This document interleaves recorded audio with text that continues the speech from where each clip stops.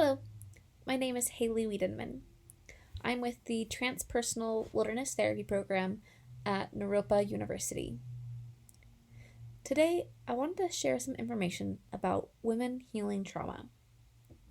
And more specifically, I'm going to address growth supported by nature.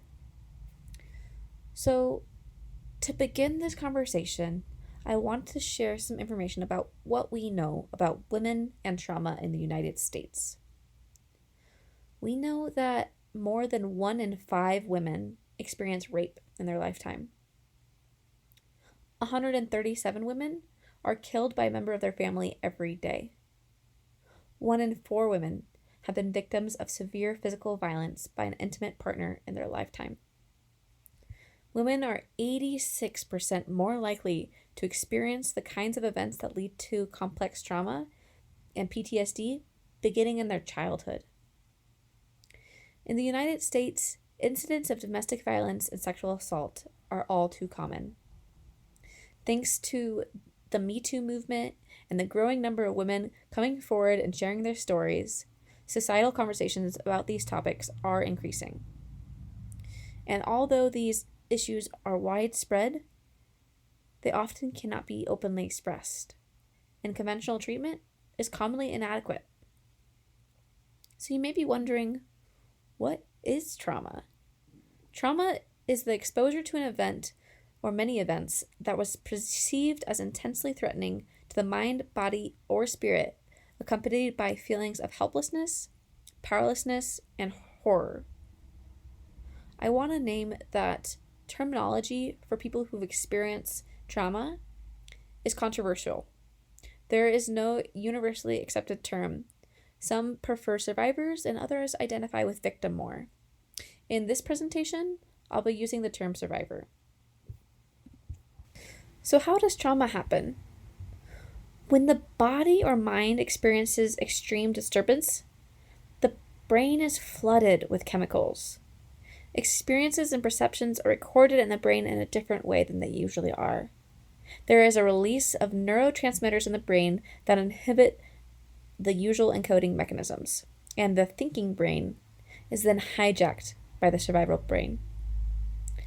This trauma data remains alive. It's not metabolized or made sense of. And unlike ordinary experiences, which are organized cognitively and verbally, trauma is organized in memory on sensory, motor, and affective levels. This failure of information processing to categorize and integrate traumatic experiences with other experiences is at the very core of PTSD, or post-traumatic stress disorder. So, in order to function with all this live, raw data inside, the mind has to guard itself by walling it off and containing it. No passage of time reduces this disturbance. These experiences are simply buried alive for a time. They're always under the surface until they're fully resolved. The memories and sensations can be so hurtful that many people find themselves splitting away from their own body and mind to try to keep the trauma repressed and contained. This is absolutely normal. But it inhibits the encoding and processing of the information to move towards resolution. Attempts to keep this data repressed don't always work due to reminders and environmental triggers.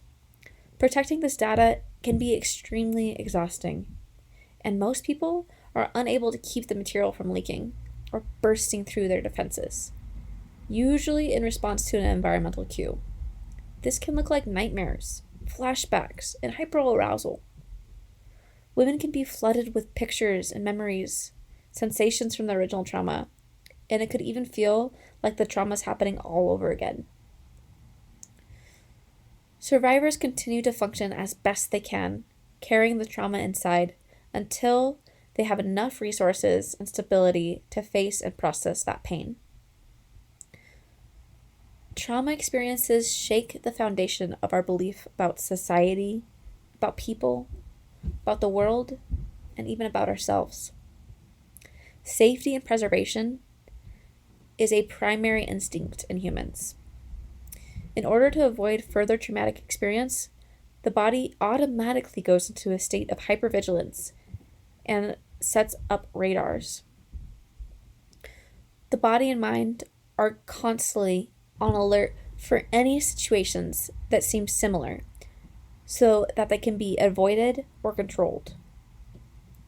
Because this is so painful and exhausting, women can become avoided, isolated, controlling, and unable to take risks or connect interpersonally. In this state, when danger is assessed and the survivor is triggered, she'll typically follow the pattern of dissociating to escape the psychological pain. In this cutoff state, the survivor is less able to think clearly in the face of new dangers, and she is more vulnerable for further victimization. Though there is a solution to all of this. Through the study of the natural world, we may begin to understand the critical role of biology and instinct in the formation and resolution of trauma. We are living, breathing, self-regulating, intelligent organisms. We need to identify with our animal roots, and there we can become aware of so many things. Think about a crouching cheetah as it readies itself to attack a swift darting impala. Cheetahs can engage in a 70-mile-an-hour surge to overtake a prey. Imagine the impala falling to the ground instants before the cheetah makes contact, as if the animal surrenders before it's even met. This fallen impala is not dead, and although on the outside it may appear limp and motionless, on the inside, its nervous system is still activated from that 70-mile-an-hour race. And though barely breathing, the impala's heart pumps at extreme rates. Its brain and body are flooded by adrenaline and cortisol, the same chemicals that helped fuel its attempted escape. And here, there's a short window of opportunity. The temporarily frozen impala has a chance to awaken from its state of shock, shake and tremble in order to discharge the vast amount of energy stored in its nervous system, and then, as if nothing had happened, bound away in search of the herd. Unfortunately, with humans, there's often a focus on pathology and suppression of symptoms, and the essential biological ingredients for resolving trauma is missed, which is the completion of the fight or flight defense procedures and the close human contact that is required to support this completion. Without completion and resolution, people remained frightened, isolated, and hopeless. When completion occurs, like the impala, a person can be transformed and rejoin their herd. For humans, trauma is about broken connections. Connection can be broken with the body, the self, family, friends, community, nature, and spirit. And healing trauma is about restoring those connections. And there is so much we can do to heal trauma and create a pathway towards connection. When broken connection between the body, mind, or spirit is restored, and when the severed bonds between people and nature have been rewoven, we can begin, as a species, to feel more at home on this planet. One of the most important steps in trauma-based therapy is to establish a safe, comfortable, and relaxing environment. The process of trauma disrupts the central nervous system function and can create a heightened sensitivity to environmental stimuli. Part of the therapeutic work with trauma survivors is to gently regenerate their sensory central nervous system function, which is best accomplished in a calm and relaxed setting. A properly chosen natural environment can lend itself to restorative context for individuals who've experienced trauma. Nature improves focus, attention, and memory. These three areas are all directly affected by PTSD and exposure to trauma. Nature also encourages relaxation, and PTSD symptoms include exaggerated startle response. So, experiencing nature directly helps with so many symptoms of PTSD. Traditional treatments of trauma have included exposure therapy, revisiting memories, and practicing cognitive behavioral skills. However, when supporting women with trauma, focusing on resilience can offer a more strength-based and healing-centered model rather than focusing exclusively on symptom reduction. Resilience can be looked at from a perspective of recovery or resistance to future harm. In this way, treatment that focuses on fostering resilience allows clients both to heal and manage symptoms from past trauma while still allowing them to build skills that will help them better adapt to future adverse situations. Fostering resilience can be a way to build coping skills that allow clients to buffer against both short-term and long-term negative outcomes for trauma. There are 3 personal factors that can assist with resilience. These include a sense of mastery, connection, and regulation. By strengthening these 3 factors through nature, women are more able to effectively cope with adverse events. Women with these skills are able to feel more competent, show curiosity, develop connections, control their emotional arousal, and develop a basic trust in others. Women who are able to strengthen resilience through treatment in nature are able to build lasting skills that will continue to serve them long after treatment is completed.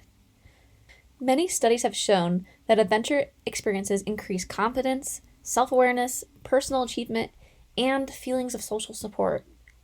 By committing to the wilderness experience, women are able to regain a better sense of self and sense of control of their future.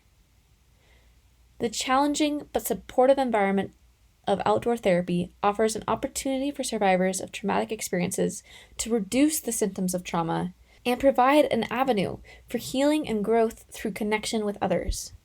So for fostering resiliency, I first want to talk about mastery.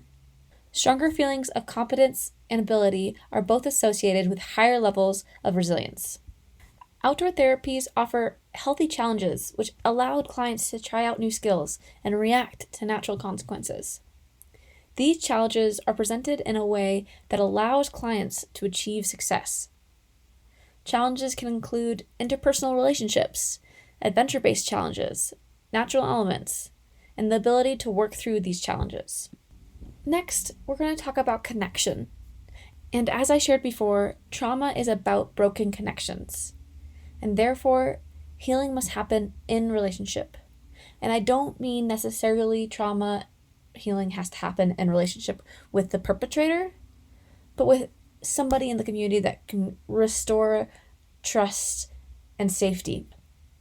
When the primary connection is strong and vital, the outside world becomes less threatening and more hospitable. And then we get to regulation. By allowing women to experience the natural consequences of the outdoors, they're able to work through their feelings and emotions that occur in their day-to-day lives when experiencing stress. By facing small challenges, women are able to gain confidence and practice emotional regulation in the face of difficult situations. In addition, by practicing skills of emotional regulation in a safe and novel environment, women are able to reflect how they handle challenges and take the skills they learn in the outdoors back with them after treatment. So there are 3 main stages of trauma therapy that I want to talk about. First being capacity building. So in order to ensure safety in the healing process, the focus should initially be on building a woman's self-capacity and ability to regulate emotions while remaining grounded in the presence of intense pain. Women starting therapy often feel that the trauma is outweighing their skills. So resources and a sense of self is crucial in building these skills. This can look like ending self-harm or other harm. It can be regaining control of the body, emotions, thoughts, and actions. It might be introducing the concept of curiosity, awareness, and self-compassion. And it also includes psychoeducation. Second is emotional processing. When self-concept and capacity has increased, it is then safe to begin processing the trauma memories in a carefully paced method. This can include telling the story of what happened and processing emotions which may have never been expressed. Therapists during this process need to ensure that the telling is therapeutic and that the retelling is allowing healing and is not a rehearsal or reenactment of the pain, which can be re-traumatizing. This might look like taking the support of an ally into the darkest places and installing new resources. This could also look like grief and mourning. All of that is welcome. The third step is integration. The focus here is on getting back into the world and engaging where there might have been withdrawal from participation. This is bringing all the parts of the self together cohesively, including those disowned parts. This could look like developing a new identity as a resilient, strong woman. It's connecting to the self again and others, and also the community. The important part to remember in integration is that this is a practice, not a one-time solution. The mind, just like the body, needs to be exercised and maintained in order to stay healthy. And to end my presentation, I wanted to share some resources for those non-therapist supporters and give some ideas about how to support women you may know in recovering from their trauma. And the first thing I wanted to address is countering the lingering stigma around mental health. The nervous system reacts to stressors automatically, outside of an individual's conscious control. One person might experience a house on fire as traumatic, and another might not. This is based on a combination of factors, including childhood experiences, gender, culture, and genetics, just to name a few. Developing PTSD should never be considered a matter of will or weakness. Secondly, ask how PTSD manifests in your loved one specifically. Every woman's triggers are different. Ask your loved one what her triggers are and how you can support her in the event you encounter one together. Also, think about how to create an environment for safety. Remember that your loved one is learning to reestablish a sense of safety in her world. Ask what would help her feel safe in different environments. She might need a companion to walk to class or to the grocery store. Respond with compassion in the moment. Even if you're curious about the story behind her request, try not to press for more details than she's already shared.